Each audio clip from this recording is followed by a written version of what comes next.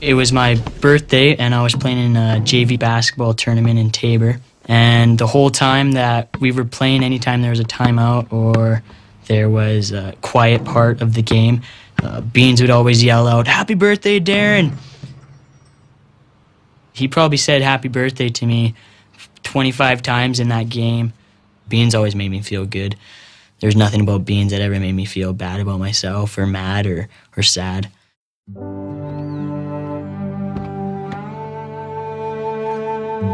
Chris, he was named Beans through his friends at school. I always called him Chris myself. Beans, he was one of those guys that everyone loved. He would find people who weren't in this group of friends and weren't necessarily in any group of friends, and he would go and he would befriend them. Chris was the most selfless person I've ever met.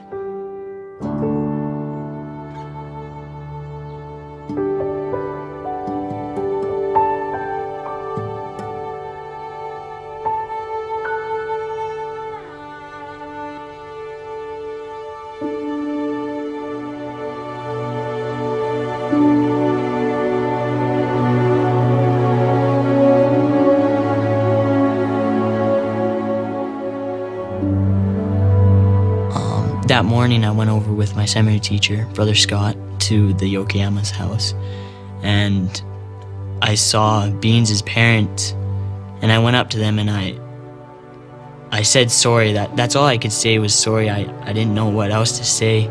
For Darren, it wasn't physical. It was the anguish of losing a friend and knowing that another friend was hurt. That really hurt Darren.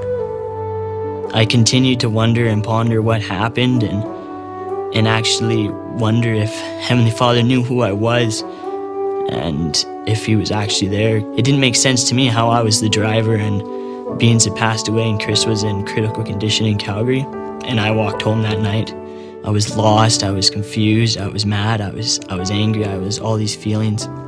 And I wanted answers now. I didn't want to wait. And Heavenly Father doesn't work that way, I've learned. He does it in different ways. The next Monday, there was well over 250 kids that came through the door of the seminary. It was hard to watch kids struggle and cry, but it was comforting to see them turn to the Lord for that comfort rather than just seeking out friends. And there was a whole bunch of people there, and not one person to me ever said it's your fault or anything like that. I could feel the love, I could feel the spirit, and I knew Beans was okay at that time, and that he didn't want us to be upset, that he was happy and he wanted us to carry on and be missionaries here on earth. At that time, I also learned that Heavenly Father knows who I am, knows who each of us are, and that he knows that if we have faith that we can conquer anything, and that he doesn't give us a trial that we can't overcome. Ask God for help. He will give you help.